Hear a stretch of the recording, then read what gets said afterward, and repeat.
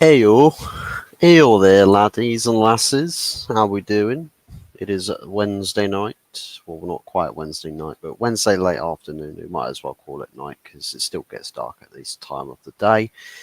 Hope everybody's having a swell week thus far. Um, Definitely more so swell for many other, many other football fans, I should say. If you're a Chelsea fan, then I'm sorry, but I'm also not sorry, but at the same time I am. So, blessings to Chelsea fans and all of those that are in desperate need for help. Maybe I should set up a charity for them. Donate to a Chelsea fan in need.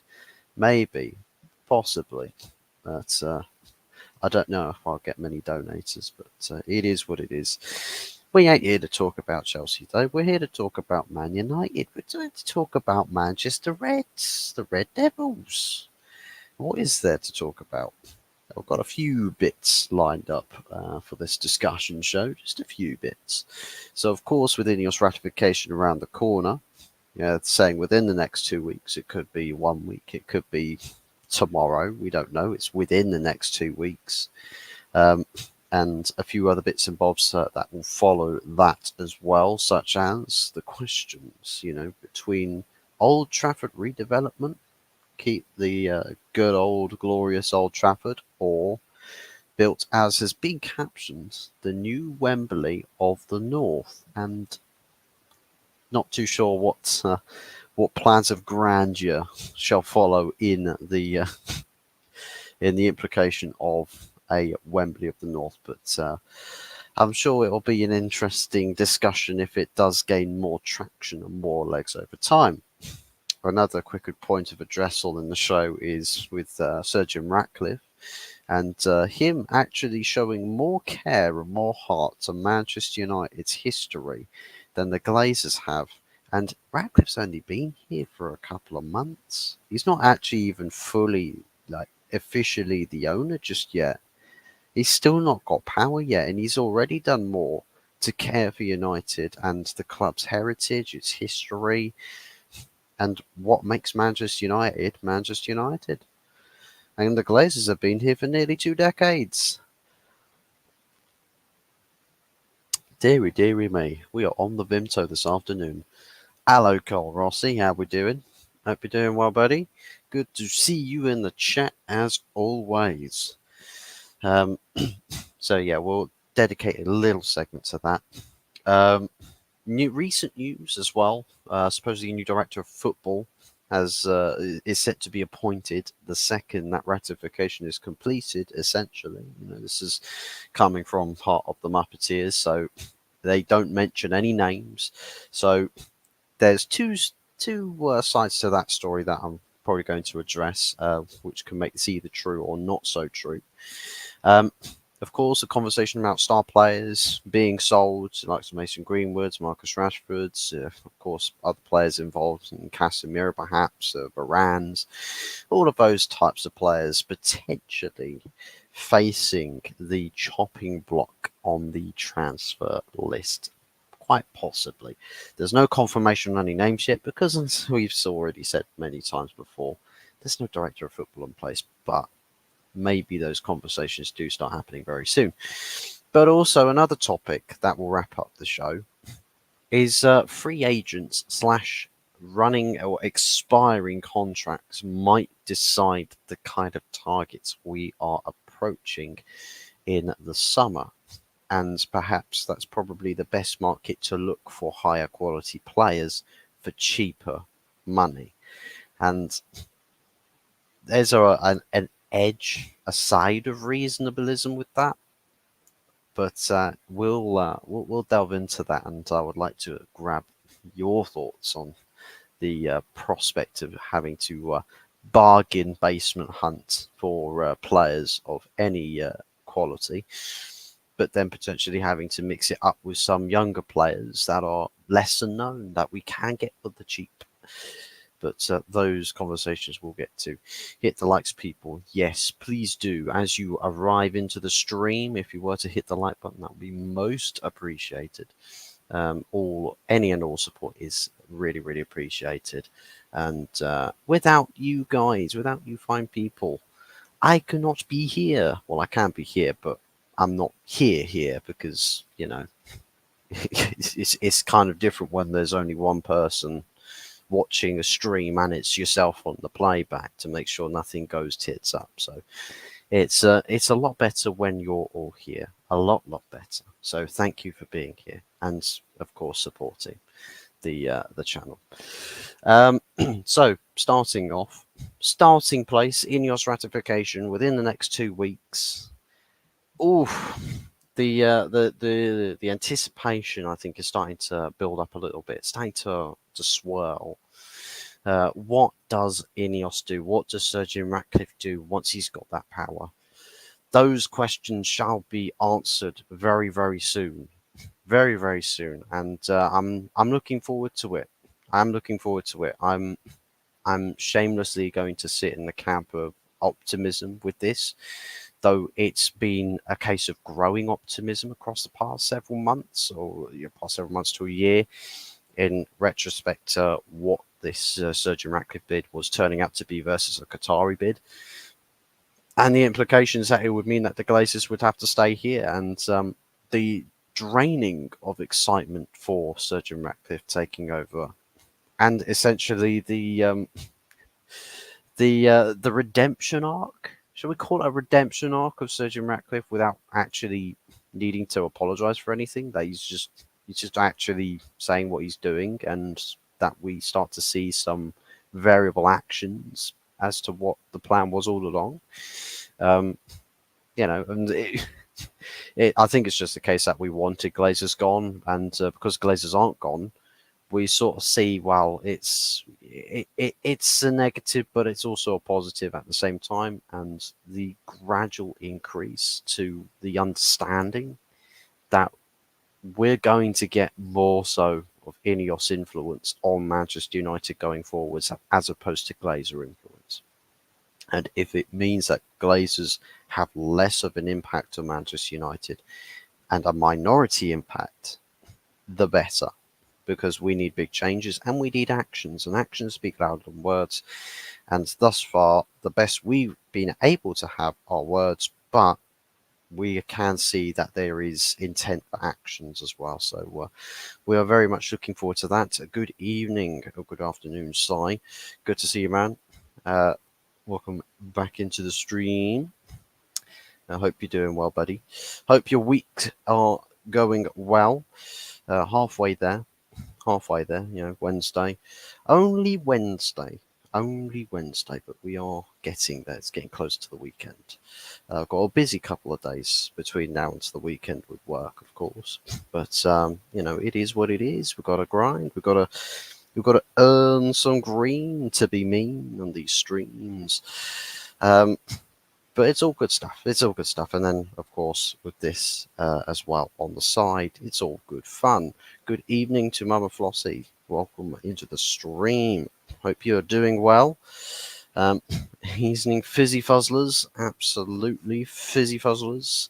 Which is quite ironic because I don't really drink a lot of fizzy drinks anymore. I used to binge on stuff, but not anymore. Not anymore. We have to stick closer to fruity juices and chocolate milks and water. Lots of water. We have to drink lots of water. But we're doing all right. You'll never get rid of the glaciers. Never get rid of the glaciers. I'm sure the glaciers will go. I'm sure they will. Not short term, of course, but soon. It's bound to happen eventually. I just think that what we don't want to have happen is that the Glazers stick around and outlive Sir Jim Ratcliffe and INEOS, and that they get full ownership of the club again. And can't afford that to happen. And, you know, with Glazonomics, that's probably not going to happen, thankfully. Evening, Mama Fizzy, Carl Fizzy, Cy Fizzy, Cy Fizzter. Damn, everyone's got the fizz going. But it's great to see everybody in the chat. But everyone's having a good week. That's the most important thing. So yes, of course, INEOS ratification within 2 weeks. Spoken by several journalists. No set specific date. It's just when the green light finally gets given by the Premier League. So yeah, that. As I've said, it could be within 2 weeks, could be within one, it could be tomorrow. We don't know when the Premier League are going to say, yeah, go for it. I'll tell you what would be terrible is if the is if the Premier League turn around and like, actually, we reject this, we reject it. You can't take over. We want the Glazers to stay so that we get to have a controversial Manchester United. We don't want a successful Manchester United anymore. That's boring. We want something new. But yeah, maybe that's just a cynic in me thinking, that Premier League wants to destroy Manchester United. It was their plan all along. They sent for the Glazers. They were the ones that went to grab the Glazers to get them to buy the club. Maybe they are just villains of everything to do with football. Maybe that's why everybody hates them so much, because they're literally just the little evil minds in the backgrounds, the puppet masters. They're dictating everything that goes on in the league. It's their sandbox. It's their plaything, and every club is their toy.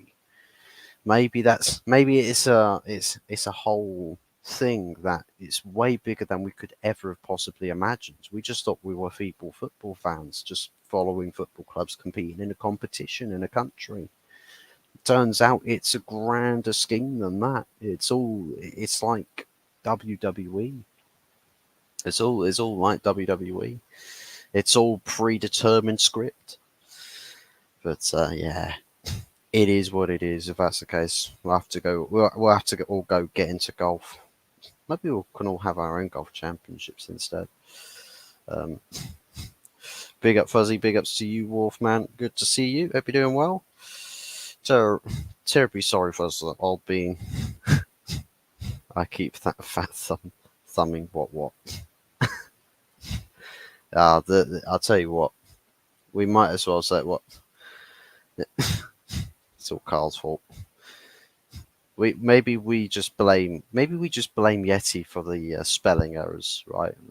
Everyone like the typos. It's contagious. Typos. When you start typing in the group chats with Yeti, you start getting more and more of the fat finger syndrome, where it's like you just keep typing all the letters that you don't mean to type, and then sooner or later that all the sentences will just become completely incoherent.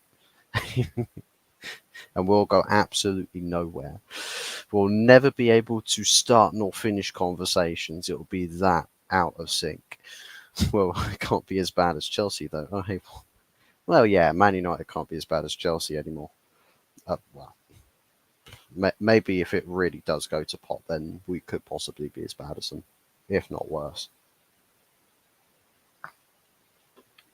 But yeah. We'll move on to the next topic of conversation, and it's about Old Trafford, because we've had it laid out in the foundations to an idea. What is this idea? Building a new Wembley of the North. Sergio Ratcliffe's words, not mine. New Wembley of the North. I don't know, guys. If it was your club and you had a new owner come in and they pledged, we want to build a new Wembley for our part of the country, I don't know how that makes people feel. I wouldn't say so much a new Wembley is kind of the thing that I'd mostly associate a new stadium with. I think it's just as like a tagline, for the sake of having it say, well, look at this place, this brand spanking new shiny toy that we've got. Come, you mean you can have the longest bar down in London, right? The longest bar at a sporting venue. But listen, you could have the longest restaurant. Come up to Manchester, you get the longest restaurant. And in this restaurant, we cook our chicken properly. No salmonellas over in this place. Every person that's called Sam and Ella is barred. You're blacklisted. Don't bother coming to the venue. you'll be shot on sight. We've got snipers everywhere. You even so much as show your face, there will be a big hole in that face very, very soon after. I'm probably not that far, but you get the gist of it, right? No undercooked chicken around these parts anymore. No, and that's the promise of a new Old Trafford. But we could either have the new Wembley of the North, where things like that don't happen, or we could have a renovation or redevelopment of current Old Trafford. Now, there's the argument between the 2 points, where you've got one side of the argument saying, but Old Trafford is a sacred venue, it's a sacred place. The history, the legacy of what is like, it holds the history of Manchester United Football Club. And I guess it's one of those things where it's like what the proper Arsenal supporters felt perhaps with Highbury, with I suppose it kind of sits at that sort of point where a big portion of the fan base would have said, I don't want to move away from Highbury. I don't want to move away. But you might do that for the sake of then, as they say, well, they promised we'll go compete with the biggest clubs in the world by having a much larger venue, a more modern venue. I would probably say that this is less so about competing, but more so just bringing everything up to date. And as long as I don't start hearing INEOS talking about wanting to build a new stadium because we want to compete, I don't think we want so much to do that. I don't want to be building new stadiums for the sake of competing when I know we can compete at Old Trafford currently. But the stadium is in dire need of fixing. But that's just a question. Do we stick with just the fix of the current place, or do you go with something really modernised? I mean, like the Tottenham Hotspur Stadium, like the Wanda Metropolitano in the one that replaced. I think the place was called Vicente Calderon. I think was their old stadium name. Very unique, very rustic old grounds that was, but then they built the Wanda Metropolitano in its place, and very snazzy stadium, very modern stadium. Of course, with Real Madrid, their club, it's not a new Santiago Bernabeu, it's just redeveloping and modernising what's there. Now, which one would you prefer? For me, I'm not necessarily preferencing one or the other. I would like to see Old Trafford. I stay at Old Trafford and get the necessary fixtures and renovations that it needs, but I'm not necessarily against starting something new. It's not like we're moving to a complete other part of Manchester. It's literally about 100 meters up the road that they're planning essentially location wise to building a new stadium. So I think in the process of that stadium being built, Old Trafford would still be a venue that we would use whilst the construction of the new place is going on. It's a little bit like how Tottenham managed their stadium move, but at the same time, not so much, because then they actually ended up having to use Wembley for a bit. But for me, I'm not necessarily preferencing between one or the other. For me, the only thing that I really care about most with Manchester United Football Club is where this club is going in its endeavour, in its ambition. That's my sole and only concern at the moment, is that we want to be serious as a football club, that we want to actually compete to be the best. Now, whether we do that at Old Trafford, we can do it at Old Trafford. We can do it at a new stadium as well. Whether INEOS have the financial backing to do that, I've heard that Joel Glazer massively prefers having us stay at Old Trafford, keeping the current venue and refurbishing that. Now, maybe that's case in point to it being, well, he just likes to save money, and it is the cheaper of the two options. But that might tick the box for a lot of supporters that don't like the idea of knocking down a sacred place to move into a new something that's like built up with LED lights and or something. Maybe a current Old Trafford could actually be built with LED lights, make it multicolored, make it rainbows, But Jesus Christ, rainbow Old Trafford. I'll be dead before I see that happen. Built a decent stadium and welcome up.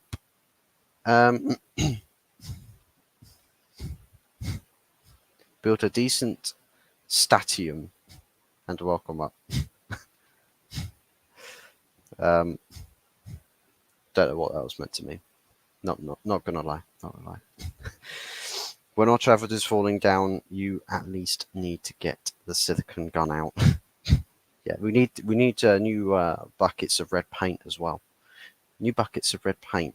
Paint over the rust.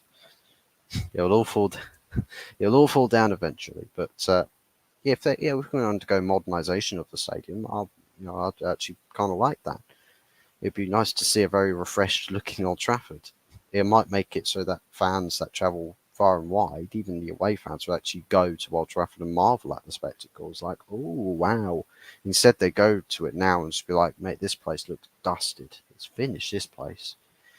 They'll like, you as an away fan want to go to Old Trafford, anticipating a good day out or an interesting day out. Perhaps not so much good, because if you're a rival fan or an away fan going to Old Trafford, anticipating a good day, it usually means that United are anticipating to get slapped up. So we don't want that. We don't want that at all.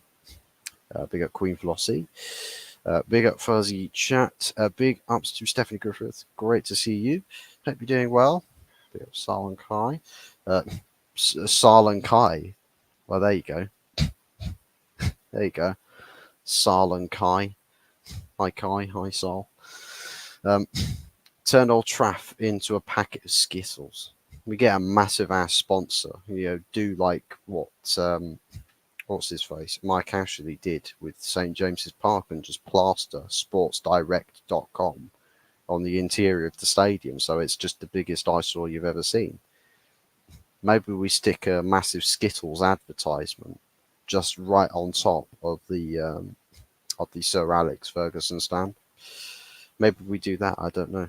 Maybe someone has a strange obsession with something that they want to bring in, absorb Manchester United sponsorship deals with just this one deal that they like. God only knows if that wants to happen. 6 likes. Big ups to everybody liking the stream. Please do continue to do so. It'll be fucking get out of there. Get out of there. Mosquito. Piece of shit. Piss off. Yeah, that's what happens when I get my stream hijacked by a mosquito. Thankfully, it's not a hornet, like giant murder hornet that's trying to kill me. Then I think stream settings would be it would be scary hours, really scary hours. Because to Stephanie, of course, 100% after 7 likes. Keep them coming, people. Keep them coming. Janitor Jim wants to be Bob the Builder. Quite possibly. Quite possibly. Don't know about if he's going to be walking around Old Trafford for most of his days wearing a hard hat. It's preferably a red hard hat, one that's bought in the United megastore, maybe. Maybe they would actually do that. If it was down to the Glazers, they might actually think, it would be really great is if we're building a new Old Trafford, we can market it. We can sell Manchester United hard hats and Manchester United high visibility jackets. Can you imagine that? My Christ almighty. All the stewards on your match day weekends just wearing Manchester United themed high vis jackets. Oh my days. Oh my good lord. My giddy aunts. But yeah. Listen, if we're successful, right? If we're successful with winning stuff, listen. Go and sell hard hats if you want to. I don't care. If we're winning on the pitch, I don't care what you sell in that megastore. I don't care. Sell sheep if you have to. Sell elephants. Sell whatever. I don't care. If we are successful as a football club, sell whatever the hell it is you want. So, but speaking on Janitor Jim, Sir Jim Ratcliffe, quick one. Quick one. As if anybody knows, the Air Munich disaster has been by recently, and we had the game against West Ham as commemoration to the Air Munich disaster. And when there was a service held outside of Old Trafford, the cameras captured the team leadership of INEOS, including Sir Jim Ratcliffe and Sir Dave Brailsford, were present. They were present at this commemoration service at Old Trafford, and were there alongside Sir Alex Ferguson. And sadly, there was the first time that Sir Bobby Charlton is not there as well, because it's the first time as somebody who had survived the Air Munich disaster, tragically losing his life late last year, early this year. And it's the first time that essentially we're, at this time of year with those sort of commemorations, that he's not there. And I can imagine that if you're the likes of Sir Alex Ferguson or people that have been going to these events, every single year, it's a difficult thing. Somebody that you're very close to, business ties, friendship ties, whatever it may be, but someone that's so significant to the club, and it's the first year without them, it's not the nicest thing in the world. But credit where credit is due. Whether we've got doubts, question marks about Sir Jim Ratcliffe, his heart's in the right place when he turns up and he's not officially an owner or a stakeholder in Manchester United. He still turned up. He was there with Sir Dave Brailsford, and he was there alongside Sir Alex Ferguson, somebody who owns or is pending ownership of Manchester United for the first time in nearly 20 years, has turned up to a Munich commemoration, the Munich Air disaster commemoration. It's mental. It's absolutely mental. And even then, the Glazers weren't around. Even a couple of days ago. No sign of any Glazers. Look far and wide, you won't find any. And Sir Jim Ratcliffe, within a couple of months, has shown more heart and desire for this club than the Glazers have shown in 20 years. I mean, that says it all, doesn't it? That really does say it all. And this doesn't mean that I'm absolutely head over heels for the Sir Jim Ratcliffe regime, but it's the small things like that seriously you appreciate it. Coming from a place where we've come from with the Glazers, to seeing those little things like that is things that you appreciate. And I hope that there is, it's mutual. It's a mutually shared feeling amongst the fan base as well. That we can appreciate the show of care and show of heart for the club. So yeah, big ups to Sir Jim Ratcliffe on that one, and INEOS. Great news about Jimmy Murphy's statue as well recently. Yeah, absolutely. For somebody that is, quite a recent fan, I was never really knowledgeable on players like way back. But I think I did know about the dispute for Jimmy Murphy's, his family wanting something like honorary, something to honor Jimmy Murphy, as I think he was or the club had done something like refusing to honour Jimmy Murphy as commemoration for his family as well. But thankfully, that's come to sort itself out. So, I mean, for the Murphy family, most specifically, hopefully that brings them more closure that their father or grandfather will be honoured.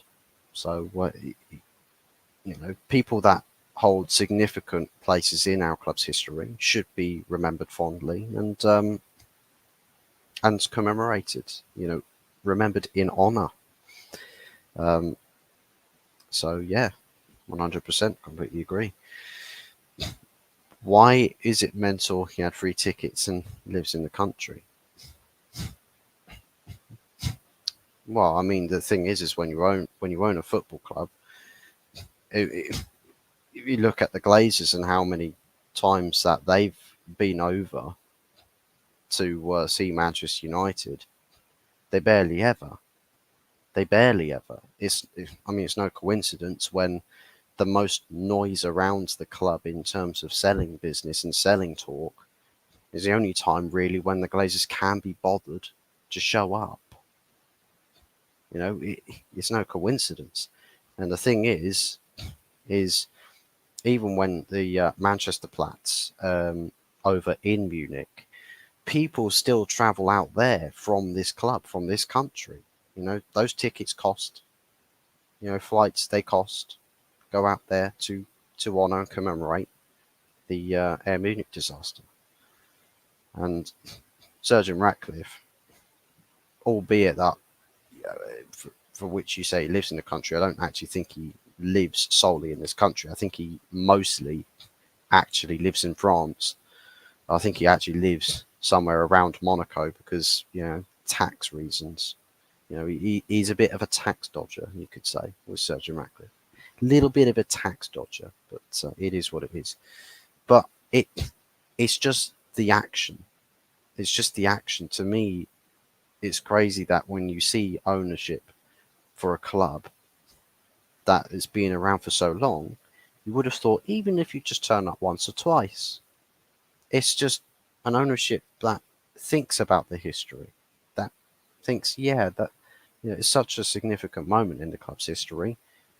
I think we should turn up. And to be honest, free tickets or ticket expenses to flying over, if you're a Glazer, a plane ticket from America, from Tampa Bay to Manchester, is a drop in the ocean compared to, say, actual United supporters that fly from places in America to Manchester in the sake of supporting their club. That's expensive for them, but they'd still be more willing to make that commitment to go from America to Manchester to honour the club. They'd be more willing to do that. But the Glazers, with as much time as they have on their hands, most usually with the money that they've got, you would have thought that in the space of 18 years, that maybe, just maybe, or 18, 19 years, that even just once, at least, that to commemorating the Munich air disaster, that you turn up to a service of remembrance. Just once. But not even once. Not even once. They just don't turn up. For them, it was never about the pride of owning Manchester United. It was all about just filling the pockets for them. And that's just the way it is. No worries at all. No worries at all. It's one of those things that I think sometimes it just gets lost in translation to fans of other football clubs, because it's something that we think about very, very frequently, as opposed to somebody that probably, if you're supporting another club, you don't really ever think about it. You don't need to. It's not your football club. But that's just the way it is from time to time. But speaking of appointments, the Muppeteers, though they have not name-dropped anybody, so it is just speculation. Speculation. And there is the two sides to this where I think there's truth and where I think that there's also perhaps a falsehood or two. So on the truth side of things, with the new director of football supposedly being appointed very soon after ratification, the truth side to it is that there's not really been leaks coming out about who, like any names that are being set up or put into prime position to taking the job. There's been no real tabloid media links that say, oh, this person's going to take the job. It's director of football. It's going to be this person. It's going to be that person. No one's really doing anything like that with the hierarchy positions. We had the people who speculate, perhaps who might be considered, but it's just that they're not leaks. They are solely speculation. And that's the best that people have had. And I suppose the same conversation was happening about CEO. And then the CEO news came out of absolutely nowhere. No one at all anywhere thought Omar Barada, yeah, he is going to be the new Man United CEO. Because before any mention of it, if someone said maybe Omar Barada is going to be our new CEO, everyone would say, well, the guy at Man City. Why would he leave Man City for us? Why would he do that? You're out of your mind. You've lost your marble, sunshine. And then it happened. Out of nowhere. Just like that. Hello, Omar Barada is coming to Manchester United starting in the summer. Out of nowhere. Not one tabloid news media, nobody knew that this was going to happen. And that makes a nice change. The Muppeteers, they say there's going to be one that's getting appointed. They don't mention any names. They can't mention any names, perhaps. And maybe the truth side of it is that it's believable because that might just be the way that INEOS work, that they've had all the discussions they've needed to have. It's just they need to get into position with the power and the influence to then actually sanction the deal, to actually action it, to bring it to life. So for me, I look at this situation, I think there is truth to this. The falsehood about this story is that because everything has been so, I say discreet perhaps, because everything has been so discreet, maybe there is not necessarily somebody that's in place yet, but more so that once they've got the power, in the case of INEOS and Surgeon Ratcliffe, once they've got the power, then they start the work to getting one in. Because I don't know if anybody currently at Manchester United, Patrick Stewart, whoever else, probably most likely Patrick Stewart, is taking a break from commanding the Star Trek fleet, and he's now just, trying to do work for a football club as a side thing. Maybe they're just sort of rolling with how it is at the moment. Maybe they've been doing some work or having some talks or discussions about, who's going to be the new director of football. What we do know is that Omar Barada wants to have a say on this. Of course, he can't work for Manchester United until the summer, but he can still have conversations, and from those conversations, we can divulge. We can divulge into who takes that position. So that to me is that's the truth and the falsehood to it. Not necessarily major breaking news. I think most of us already knew what was going to happen, where we were going to go, and on the basis of how INEOS like to, by the looks of things, like to run their shop. It's quite a dull day for news media, because if there's not much being leaked out, if there's no moles anywhere talking about anything, no one gets the inside scoop. So all of these stories are only really going to be speculating.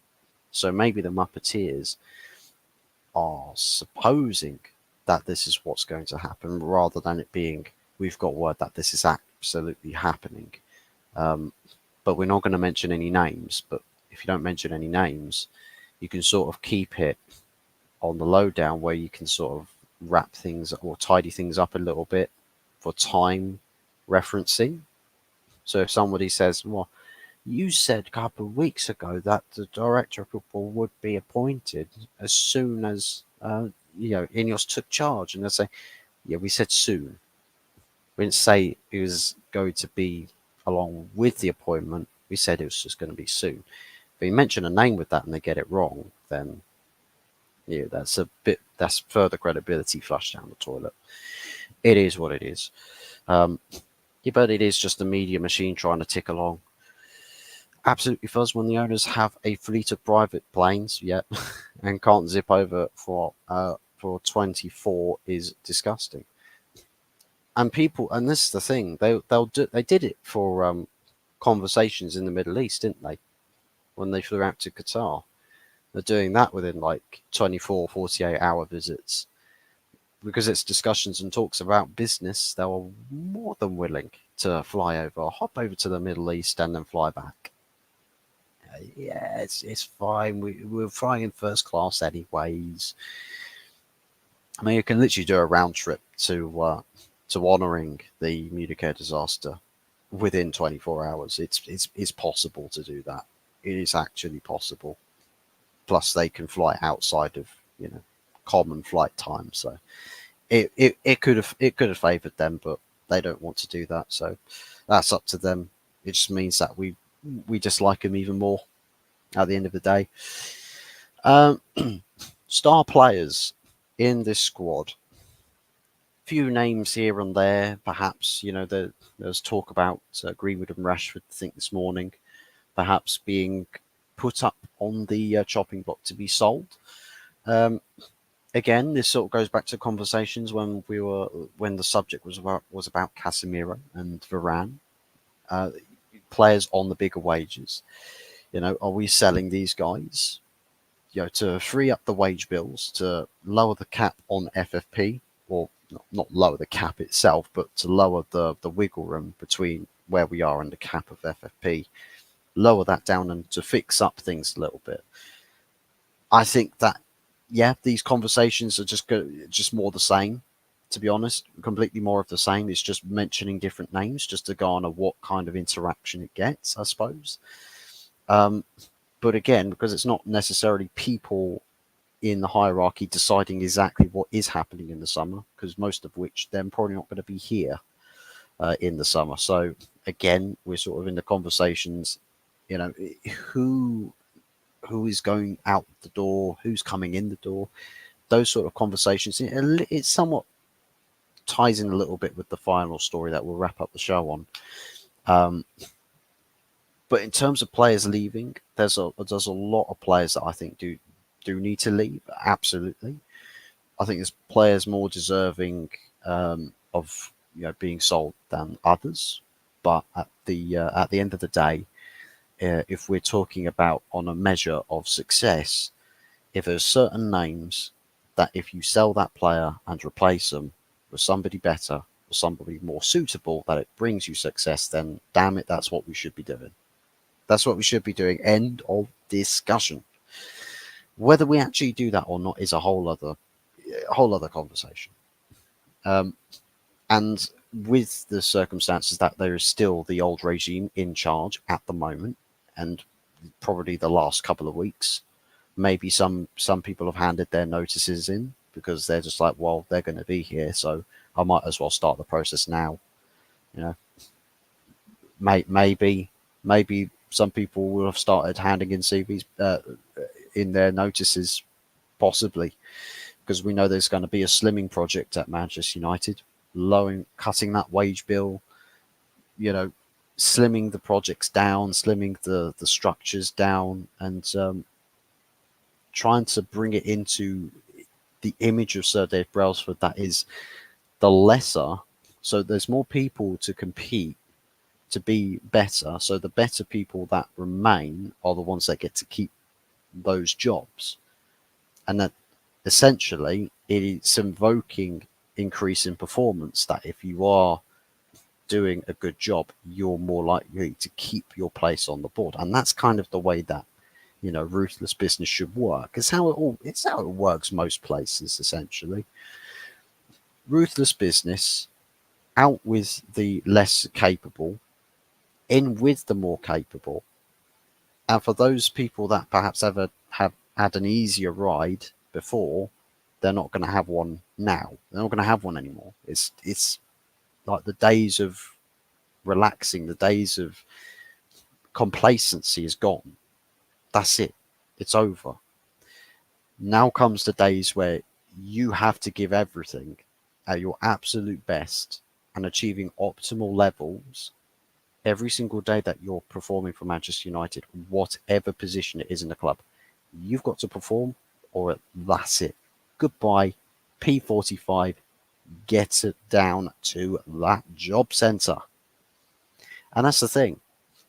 It's going to be right the way across the club. Right the way across the club. People who are on competitive minimum wages in the company, in the country, right? People like that, just everyday people who have everyday jobs at the club, most likely going to see their jobs getting cut. So it's ruthless. It's absolutely ruthless. And I think it's a shame for those people that do get their jobs taken away from them. But if it means for the sake of a club that it improves, the mentality becomes more about being the very, very best in everything that you do, that you ultimately strive, you see progression, you see improvements from top to bottom. And that's the name of the game. Manchester City don't hoard staff members and just let them do what they want to a very, very set low par minimum. They expect absolute excellency in everything that they do at that football club. So it's no coincidence that the club that expects excellency is the one that is excellent. Everybody else that has any lesser, yeah, they're not as well off as Manchester City. So it's at the moment, it's no coincidence. I mean, in terms of how City got there, that's, there's 115 different topics to talk about with that. But, it is what it is with that. But as of right now, in today's world, they do operate better than anybody else in this country. So that can't be ignored. That cannot be ignored. But yeah, as I've said, star players, whoever it is, whatever name you've got, at the moment, it's only really speculation, because what we're saying as far as players being sold right now is, as far as that goes, that conversation, or the nature of that conversation, changes between now and the end of the season, depending on who it is that's in charge of those different positions at the club. That's essentially where we're at right now. And maybe it gets better. Maybe I'm hoping it's most likely going to get better. If I do start to see, if INEOS take charge, new director of football comes in, Omar Barada, he sends a message and he says, this Scott McTominay and Harry Maguire, those guys, whatever you do, get them out. Get them out, put them first on the transfer list, and let everybody know, and that fan base know, that they're on the transfer list and that they're going. If they do that, then I'll be absolutely ecstatic. I know there's a lot of people that still have wet dreams about these kind of players, but not me. Not me. For me, I have wet dreams about lifting Premier Leagues and Champions Leagues. Those are my kind of wet dreams. At least mine are about silverware, right? Some sexy looking silverware.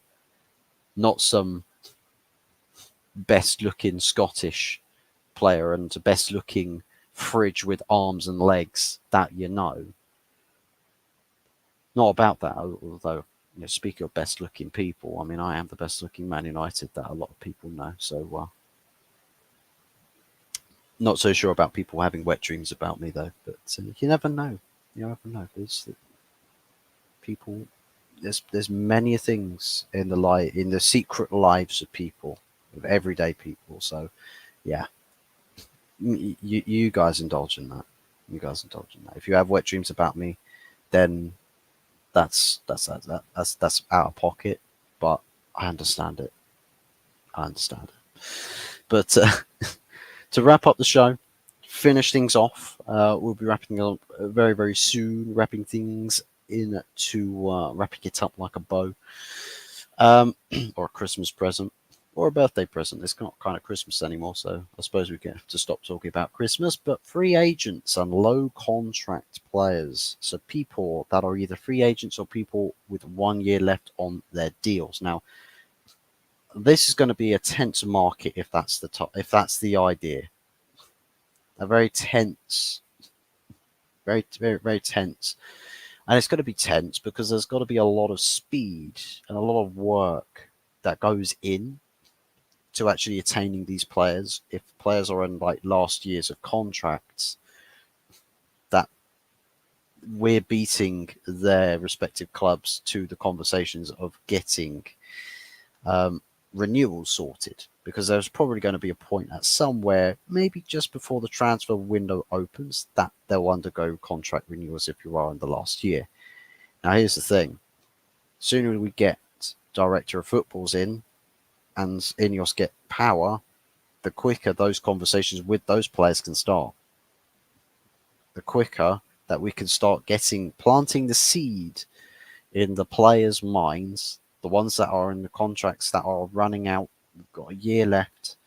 They think, okay, well, my club wants me to sit down for a chat in about a month for a new contract. I'll hold on into the summer. I'll see what you've got to offer me, and we'll go from there. There's goods and bads about this.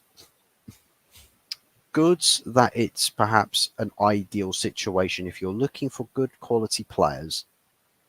If you have 1 year left on your contract, your market value is not as high as it usually would be. So it's more likely that you're going to be able to drive hard, I say hard bargains, but for United it'll be easier bargains on better quality players. And there's been a few names that were dropped as supposed targets, and the likes of Joshua Kimmich and Alphonso Davies, Jonathan David as well, just to name a few, are mentioned as to having contracts that are approaching their final years. So you indulge in having the talks with the player and their agents. United, we've got a big project going on that's about a kickstart. We'd like you to be a big part of this project, and we wish to talk to you about some details in the summer. So let's have a conversation further down the line. And they will think, okay, yeah, we'll have a conversation. So the renewals will be on hold, and we'll have the foot in the door. That's kind of it, really, to be honest. That's kind of where the line is drawn when it comes to searching those markets for those types of players. The big glaring negative about this is that it's probably indulging that we've not got much money in the way of free expenditure. We've not got much money, and that still being a very big glaring issue, that we might be forced with another summer of sell to buy. And it's real right now. It's absolutely real, in the sense that the FFP cap now starting to crack down a lot of teams, that no one's really bursting at the seams to start spending 300, 400 million pounds like willy-nilly in the summer transfer markets. We're sort of sat back a little bit, just like, okay, let's see what we can do in the way of sales. Let's worry about selling first. Let's get sales done first. Then we'll jump into the field of acquiring transfers. But with the talk of going after players, either free agents or signing players on the cheap due to contract expirations, being close by. To me, I think, or just the way that I think, that maybe just this summer, that this might be an ideal place to actually start. And I think it's kind of just that. It's just that's where we're starting. I don't want this to be the policy like long term. I don't want us to be constantly going into this market, searching for free agents and searching for cheap bargains. Don't just look at that market. Look at genuine quality and try and work out and negotiate cheaper deals for these players. That's at least what I want. Whether the club actually do that is going to be another matter.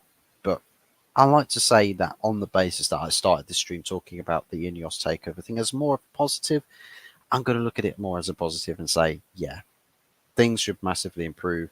The situation should become clearer. We should start to see some big changes happening very soon. And now's the time to be, more positive about it, more happy, more excited.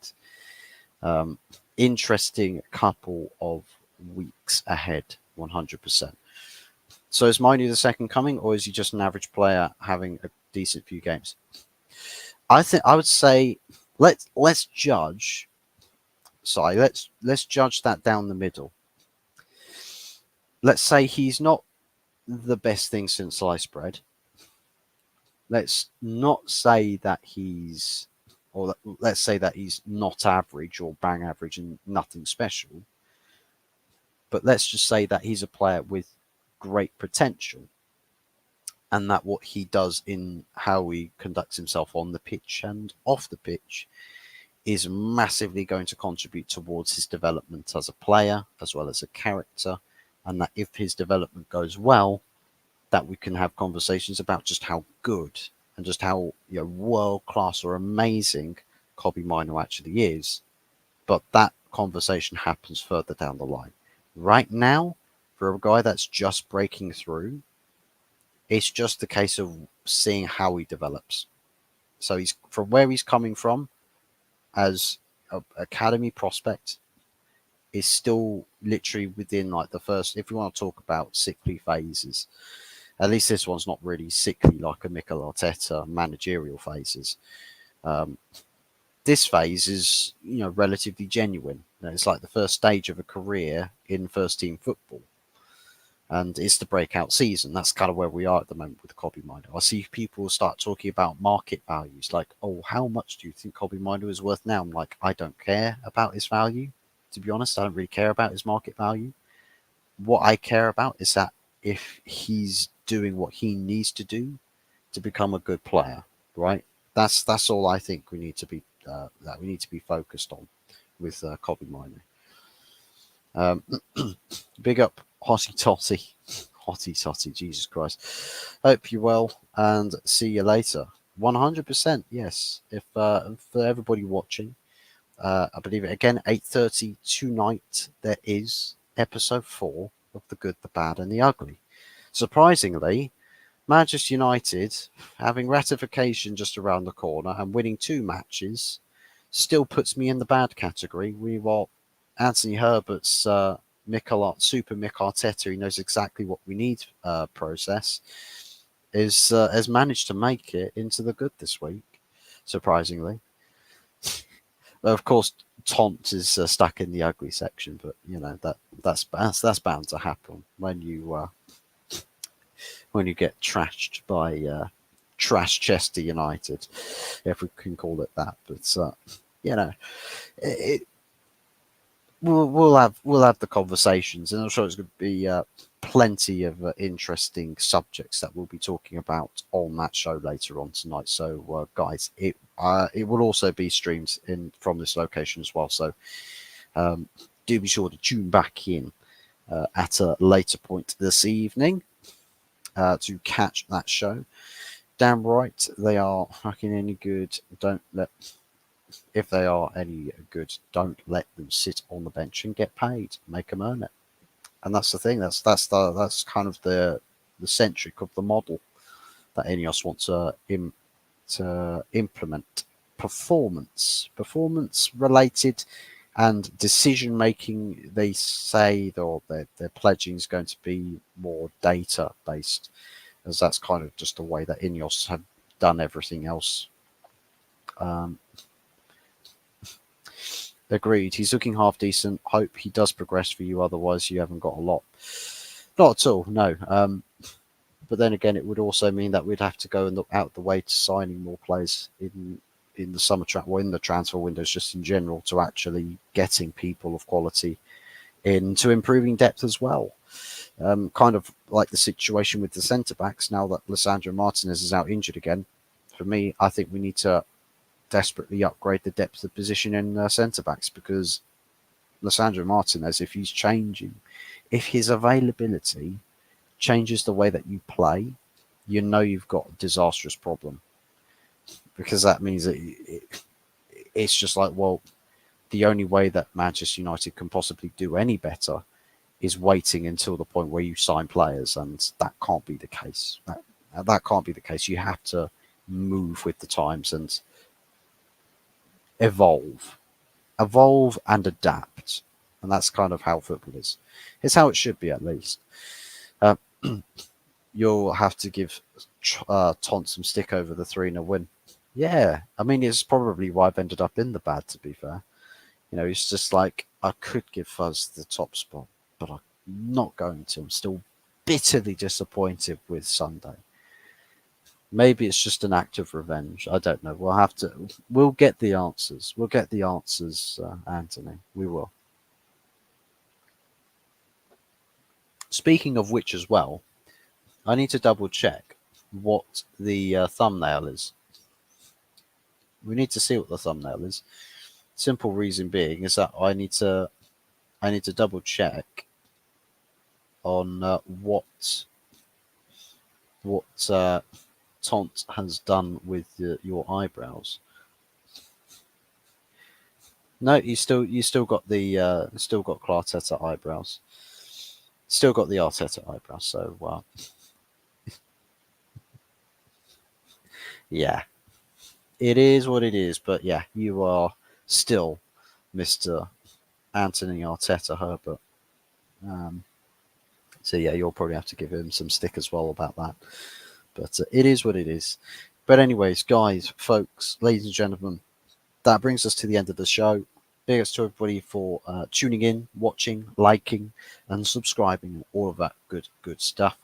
Make sure if you are watching on playback that you are continuing the trends. Continue the trends. Keep the likes coming in, and do keep on subscribing and keeping that notification bell switched on. Of course, as mentioned over the past 5 minutes or so, there is later on tonight, 8:30 p.m., 2 hours, approximately 2 hours. We've got episode 4 of The Good, the Bad, and the Ugly Show, which will feature myself, Anthony Herbert in the chat there, and also Early Doors Football TV. If you're watching over from this location, the links to both of those guys' channels will be featured in the stream description. But do also make sure that you tune back in and you come join us for a weekend/week midweek roundup of all things to do with our 3 clubs, of course, and what the forecast for the next week or so is going to have in store for all of us. Of course, for Man United's case, we've got Aston Villa at Villa Park on the Sunday. For Arsenal, I believe it's West Ham at the West Ham United Stadium, or the Olympic Stadium, or the London Stadium, whichever it's called. And so, yeah, it's essentially first murmurings of a preview for the West Ham versus Arsenal game tonight. So, yeah, there's going to be interesting conversations that we'll have on that show tonight. Agreed, and on out, get a stable, injury-free goalkeeper and central defenders, and work from there. Building a solid spine and somebody that just, it's not just off the cuff every single time that they play. Would be nice. Would be nice to have a goalkeeper that doesn't make you think that you're going to concede a goal every single time the ball comes within 100 yards of your goal. Cheers, fella. Catch you soon. You too, Si. Big ups to Big T. Come right at the end of the stream there. Good to see you as always, man. With Big Jim delivering big. Do we need to rename him Postman Jim? If he builds in, right, if he builds in the Munich tunnel, right, a little post office, then I think then I think we shall call him Jim. Get him his own little red van and a black and white cat, and happy days. You know, like Postman Pat, exactly like Postman Pat. Give him his little red van, his black and white cat, and happy days. Just jovially driving around Manchester in his little red van. That would be a funny sight to see. But yeah, big ups to everybody. Thank you very much for tuning into the show tonight. Once more, again, 8:30 tonight. We've got the Good, the Bad, and the Ugly show, episode 4, streaming live from this channel, and also will be live over on Early Doors Football TV. Links to all of the channels for tonight's show will be featured in the stream description. And don't forget as well over here to like, subscribe, and share content. Pretty much, just share it. Send this video far and wide, and send the good news that Hot Fuzz 44 streams and talks about Man United. Send it to everybody that likes Liverpool. Send it everywhere. I know y'all won't let me down. But spread it far and wide and all that good stuff. But even if you don't, if you just come back every week, then I'll be more than happy anyways. But thank you very much for tuning in. Thank you very much for watching. Take care. Enjoy the rest of your Wednesday evenings. And hopefully we'll see you. Hopefully we'll see you back here again very, very soon. We're not going to Wembley. We're building it. We're building the real Wembley, BT. We're building the real Wembley. One that instead of big archway, it's got a big massive penis over the top. Oh, fuck's sakes, I'm going now. Take care, everybody. We'll see you on the next stream later on tonight, 8:30 p.m. Make sure you don't miss it. Take care, people.